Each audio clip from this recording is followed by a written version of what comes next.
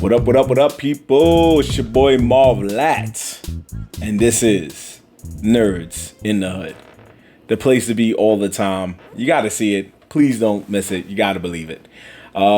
Anyway, we got ourselves a special doozy of a video for you today. Definitely a discussion I've been thinking about for a while, but this is just. It just hit me today. I was like, this is what we need to talk about. There's a lot of things that are going on we're going to try to cover in the next few days with like the end of My Hero Academia, the end of the Olympics, the end of the first season of Batman Caped Crusader. So much stuff happening. Borderlands movie coming out this weekend. But this one is centered primarily around reality television. And one show in particular, which I will get to in a moment. But first, as always, make sure before you watch the entirety of this video that you like, share, subscribe, and make sure you comment on whatever we talk about in any of our videos. Let me make sure the mic is good here at Nerds in the Hood. Okay, make sure hit us up on our link tree, holla at us. You know, we'd love to hear from you. I love to hear from you. Let's have some fun. Let's do this. Anyway, so when it comes to me with reality television, there are reality television nerds out there. I think they have conventions for these types of this type of genre of television. And I used to really be reality show heavy back in the day. Like my sister, shout out to Vel. She was a big fan of like Real World, Road Rules back in the 90s. And then even they combined and had Real World, Road Rules Challenge, All Stars, all that stuff. And then it started evolving the whole game. One of my favorites growing, like when I got to my adulthood, for me was Jersey Shore. Even though there wasn't nobody that looked like me, even though Snooki was the darkest one in the whole crew, no disrespect to her, it still was a cool show. Just about people going out partying, getting like turning up, and that was where I was at a time in my life. I was around that age, as the same age as them, pretty much, when they all was going out clubbing. And I thought to myself, yo, you know how dope that is to be able to get MTV. I'm sure MTV was probably sponsoring them to get into the club and turn up. The drinks, maybe they had to pay for themselves, but at least get into the club because the club got, you know, exposure off of that. So it was a win-win. Anyway, as time progressed, more and more reality shows came out for not just the world, but different demographics. Whether you are big, small, you know, skinny, fat, you know, not trying to disrespect nobody, but this is really what happened. They had ones for different races, one for different classes of economics, one for different competitions, just so many different reality shows. It was hard to keep up, right? And, you know, a lot of my friends watch different ones like Summer House or Vanderpump Rules or Real Housewives of some type of city. I think Love and Hip Hop's still on somewhere. They even have one called Growing Up Hip Hop about people who either grew up in the game or are next generation of a person who was like pretty popular in hip hop. But I'm just saying that to say that we are now in the renaissance of one particular show. And that show is called Love Island. Not sure if you are watching this right now, but you need to be watching this. We're going to take a trip to Love Island, metaphorically speaking, in the comfort of my crib for while you're watching this video. That's why I got this nice shirt on. You know what I'm saying? Fun fact, I had a skinnier shirt, but I realized it didn't fit me no more. Your boy got to start going back to the gym. You know what I'm saying? But this show has been on for if I'm right, it's been on for going on a decade in the United Kingdom. And it has been going on for about 5 or so years now in the United States. And there's also Australia too. Australia, I think, started like a few years ago themselves.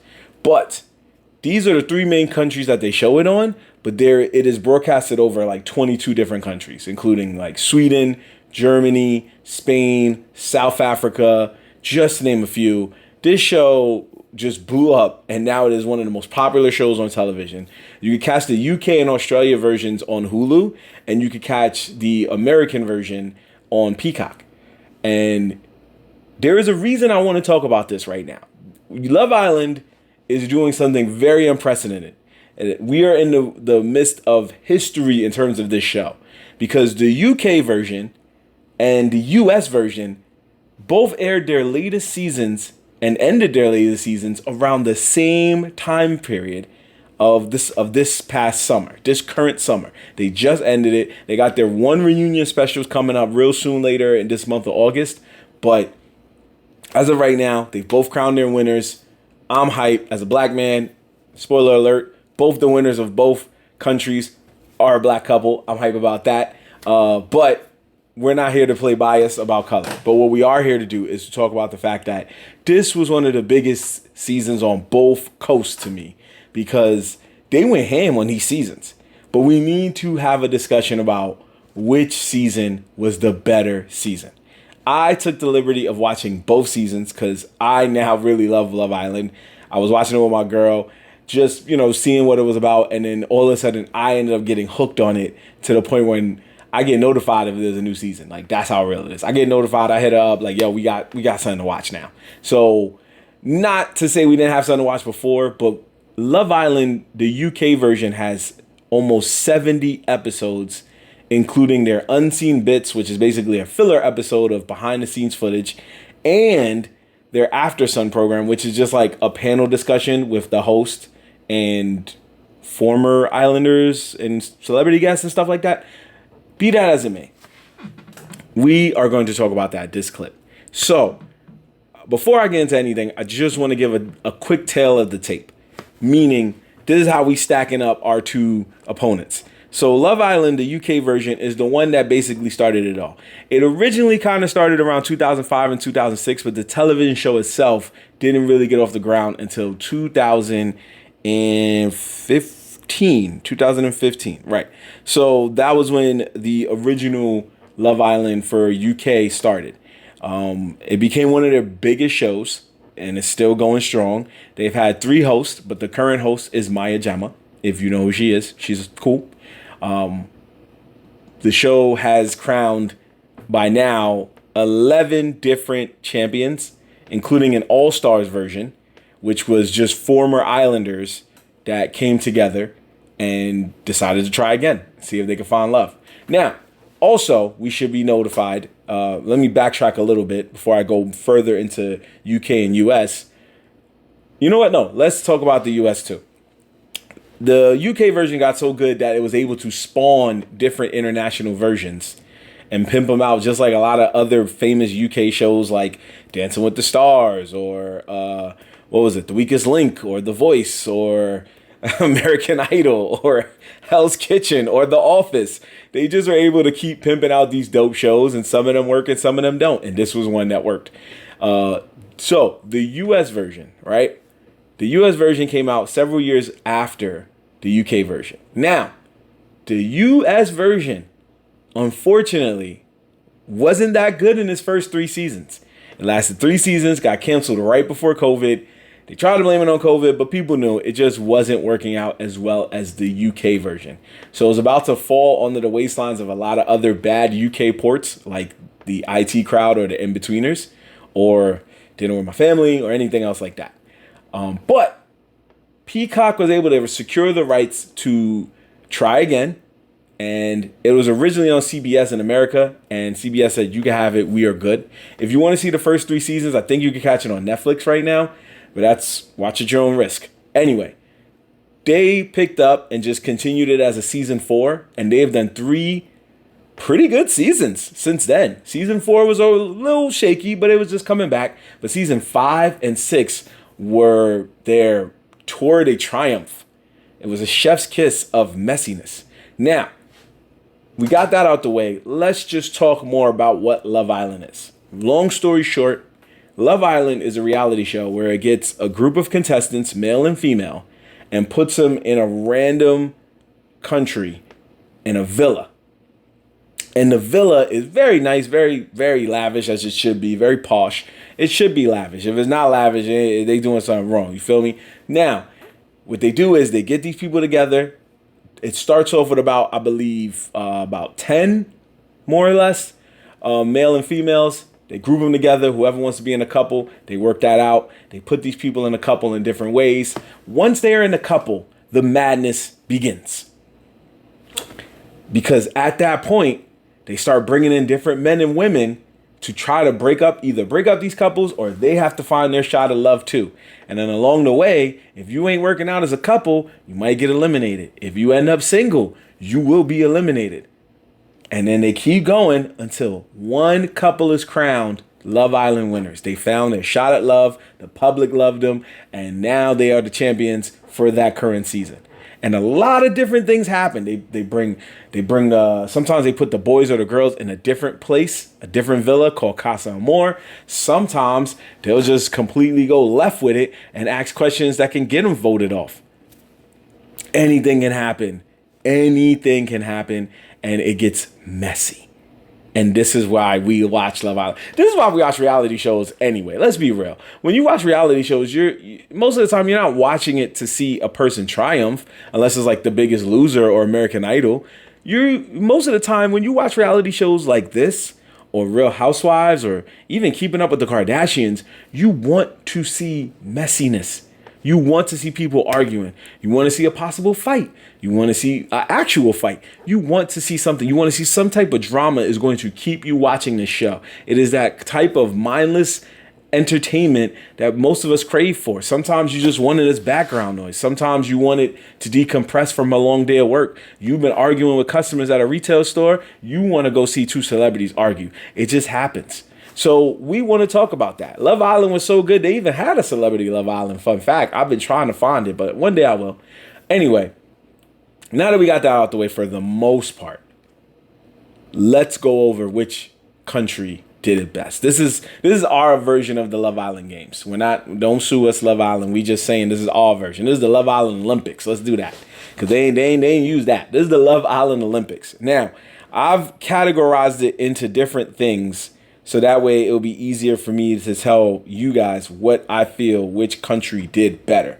Now, when it comes to the cast, I feel like the cast this season actually was better in America.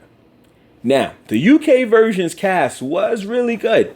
And they came together, both of them, by the end of each season, everybody comes together for the most part as a family, and they get pretty cool.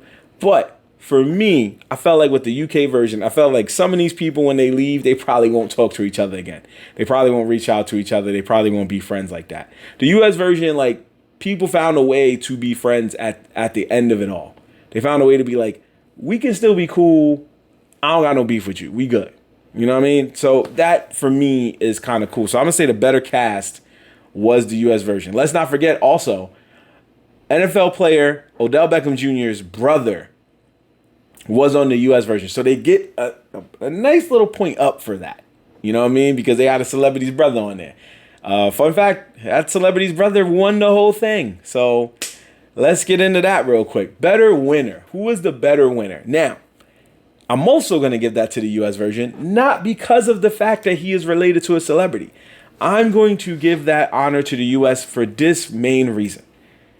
The US told a tale of two people who entered into a villa together, like separately, but then they ended up being together.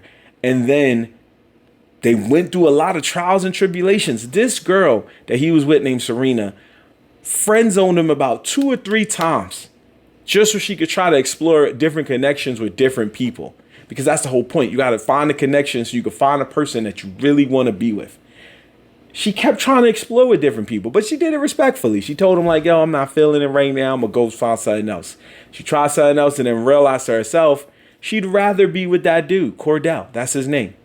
And over that time, Cordell was like, yo, you going to keep friend zoning me. He did what any other person would do. He went and found another girl when he went to the Casa Amor villa. And they was wilding, dry humping, all that stuff. And then, through a lot of hatred and arguments, they found their way back to each other. They fell in love, and now they're together. Now, at the reunion, we'll see if they're fully still together or if this was just to win the game. We'll know that later. But for right now, we know that they won. Now, there is an argument to be made here to say, well, what about the UK winners, Marv? The UK winners was kind of cool. I got you. The UK winners was Josh and Mimi, both two dope Nigerian British people. I'm about to say Nigerian American, that was the UK. Now, what's cool about these people was Mimi started from the original. She was one of the first people on the villa, whereas Josh came way later. Now, he's known as a bombshell.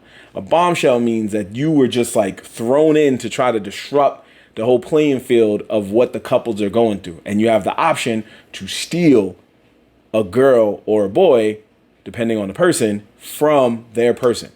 Now, with that being said, this man came in way later in the game. He came like weeks because they're in this villa for several weeks, like pretty much like 2 months. He came way later in the game. He came like halfway towards the end. So at this point, he didn't really have a chance to test himself, to see what other challenges he was going to face. But he did go through it with different castmates because they kind of felt like you got dumped by this other chick and now you felt she was the safer option when he had to steal her from some other dude who could have beefed with him. But they didn't really get to stand the real test of time. They just went through a lot of they did have a us against the world mentality, but they didn't go through the test that Love Island was supposed to give them. So there is an argument there, but I'm still going to give that to the US, all right? Better eliminations. Now, this one is the real one. I'm going to give this nod to the UK because people can get eliminated, like I said, either if you're single at a certain point or you get voted off. There's certain points where you can get eliminated. The UK was just dubbing and deading people through just the most random ways. They would be like, hey, so, we're going to do this like quiz challenge. And they did a quiz challenge where they had to guess who they thought the public felt was certain types of like topics or questions. And one of them was like, who do you think the public thinks is the least compatible? And it was like, all right, cool. These two people voted for themselves as first place out of 3. And when they actually were first place, they get a text message because they get Google Pixel phones to use as like dummy phones when they're on the villa. So they're not using their personal phones. And it told them like, yo, since you guys thought that you're incompatible, the public also thought that. Guess what? You off the island, B. And I was like, whoa, fam. Give them a minute. Like, that's crazy. They was just hitting people left and right. They had an award show called The Grafties.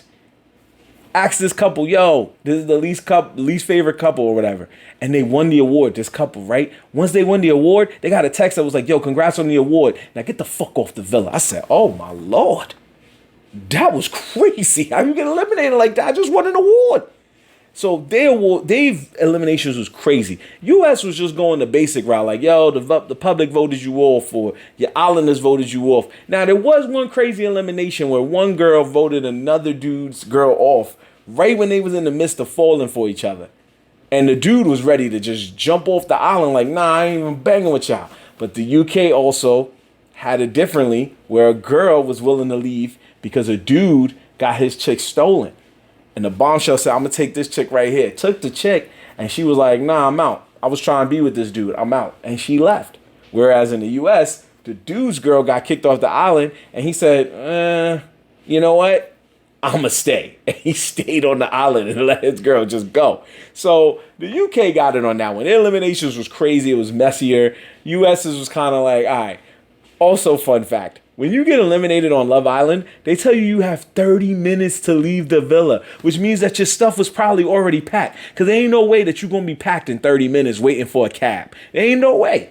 Ain't no way. That means they had to have like a plane ticket set for you on another day. Like in those 30 minutes, what you doing? You saying goodbye. You walking around the villa one last time. You taking pictures. You like, oh, I'm off this. You know what I mean? You trying to do different things. Ain't no way 30 minutes. Come on, man. Fuck out of here, 30 minutes. That is grimy, but I respect the gangster that is Love Island. Okay, better host. This was, if you watch Vanderpump Rules, there was a woman on there named Ariana Madix. This was her first time hosting. She was replacing actress Sarah Hyland. She did all right, but again, I gotta give this to the UK because Maya Jama she's doing it right now. Maya Jama was so good. Peacock made her the host of the Love Island games, which is when they bring all the 3 most dominant countries that have Love Island on there, which is the United States, United Kingdom, and Australia. Those are three most popular countries. But what they did was they also included Germany, they also included Spain, they also included France, and they also included Sweden, and I think a few other countries too. But they did that, and she was picked as the host over the U.S. host and the Australian host and any other country's host. So because of that, to me, she's always going to be the better host. But who knows? Next year, if Ariana's doing it again, she might just edge her out. So that one's a quick one. We're just going to say that right there. Now, better challenges. UK, to me, always has the better challenges because they pretty much originated the challenges. So they get the leg up on that too. They do things like, they do a sports challenge. They do like ice cube challenge, or you got to pass the ice cube through your mouth. And then, like, if you drop it, you got to ask a question. And all the challenges be wild, too. They be like, yo, kiss the person you think is the hottest in the group. What? But the challenges will go from, like, cool to grimy. It will be like, kiss the person you think is the hottest in the group. Okay. Kiss the person you think you would want to sleep with if you wasn't in your couple. Okay. Now, kiss the person you think is the most two-faced. Whoa. Yo, y'all wildin'. Kiss the person you think you want to punch in the face. I mean, I ain't trying to hit no woman, but yo, kiss the person you think is voting for Trump. Whoa, it just gets crazier. Those things that happen. I'm just saying, that's how crazy it gets. It gets real, real crazy. So their challenges are both kind of wild, but the U.S. has the better challenges. You know what I'm saying? Their challenges are crazier. Man, don't mind me. Brother sweating, just hot ass shirt. Plus, I wanted to feel like I'm on Love Island. They be in like Fiji and South Africa and stuff like that. I wanted to feel that too. You know what I'm saying? Anyway, who had the better Casa Amor experience? Now, again, Casa Amor is a small break in the action where either the men or the women get chosen to go to another villa to interact with different men or women that aren't originally in the original villa.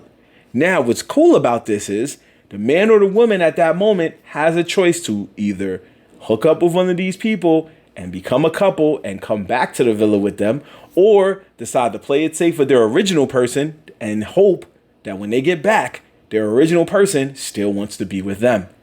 All of that is cool. However, if you come back and your original person decides to be with somebody else, you asked out. Now you single. And you could probably be eliminated either at that moment or a little later if you don't find somebody. So it's a crazy game. Now, what goes on at these things is cats be going over there losing their damn mind. The women be sometimes kind of chill, but the men be wilding. UK's men wasn't wilding too much. A couple of them kind of went over there, started talking to girls, kind of like, yo, it was goody, trying to get it in. And then came back and realized they was wilding. Cool. The U.S. though, several of these dudes was in happy situations and got a text that said, yo, you could go to the other villa, try to talk to other girls, or you could stay here. Every dude was like, fuck it, let's go. I want to test the waters and see what's up. They didn't have to test the waters, but they went.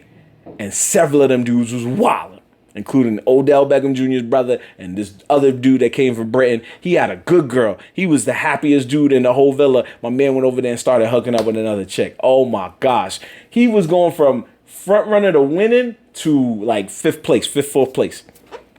All because he went over there.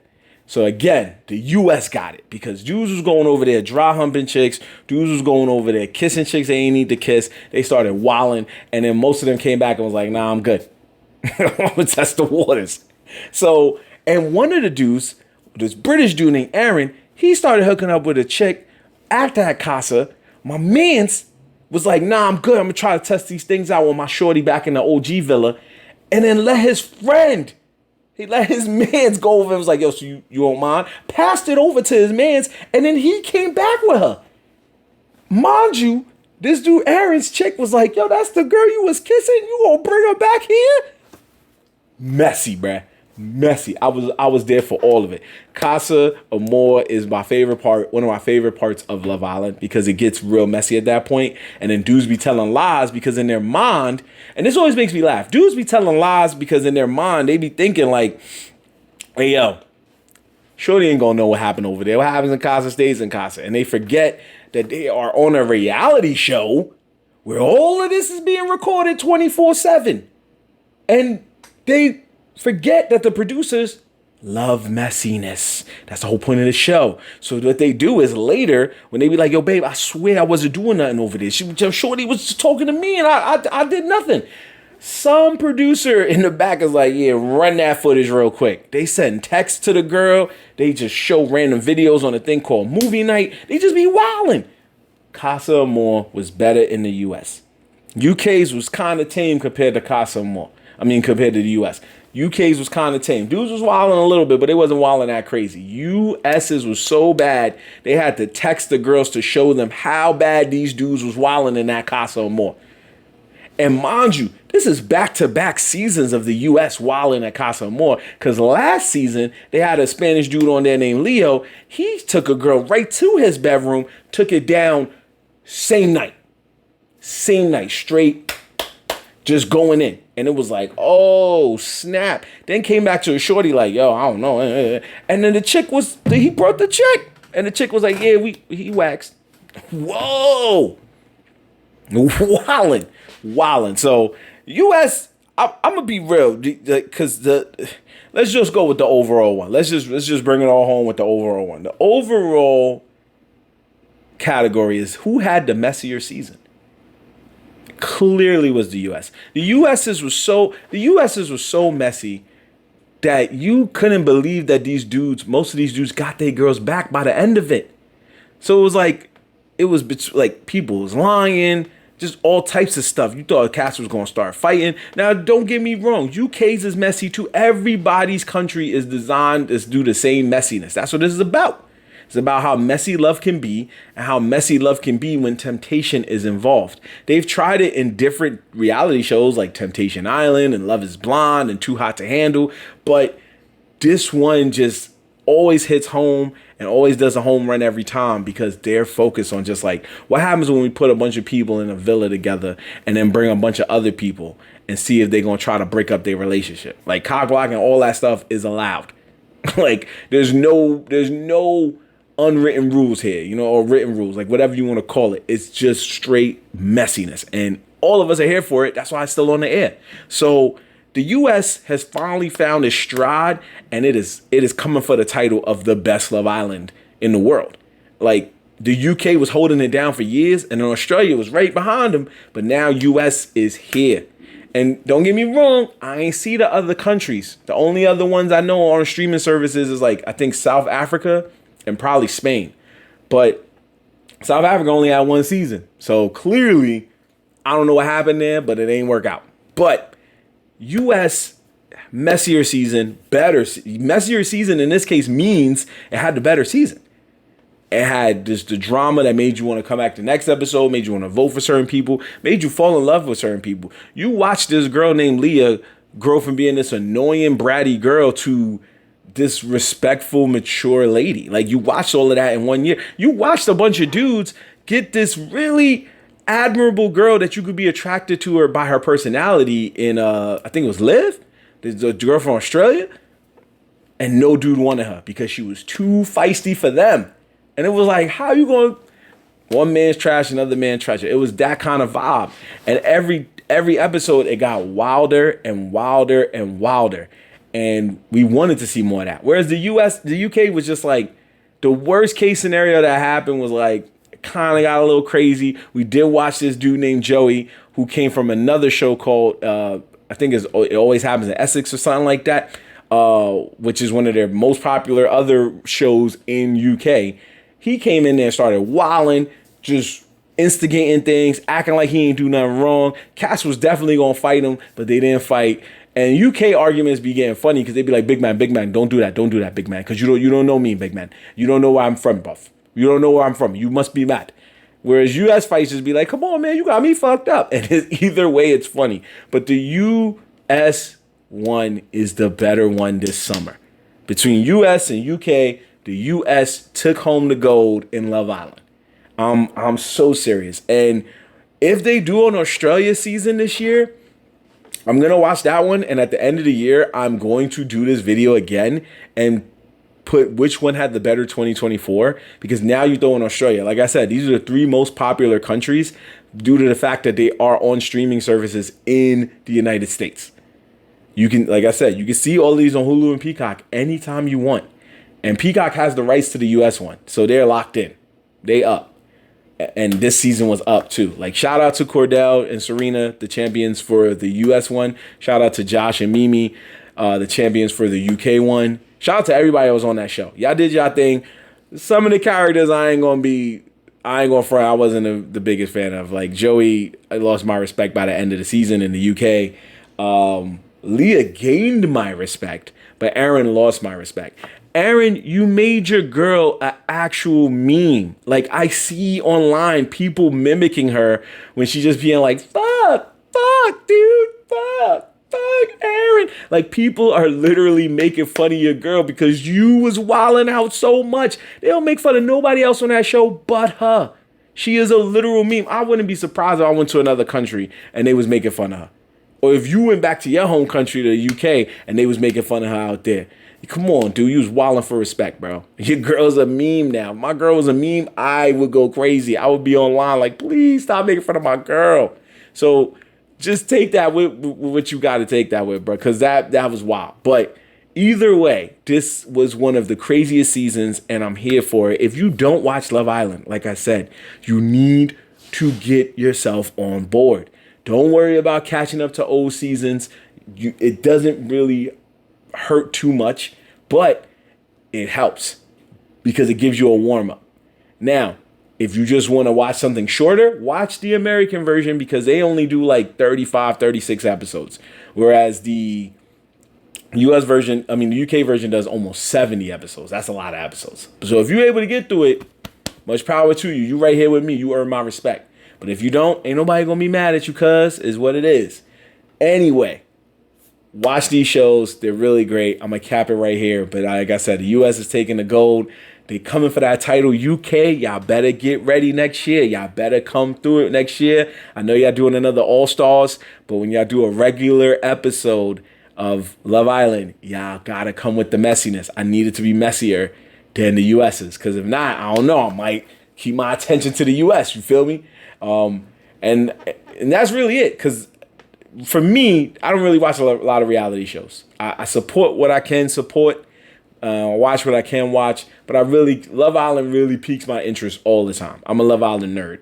So I don't know everything about it, but I know it's cool.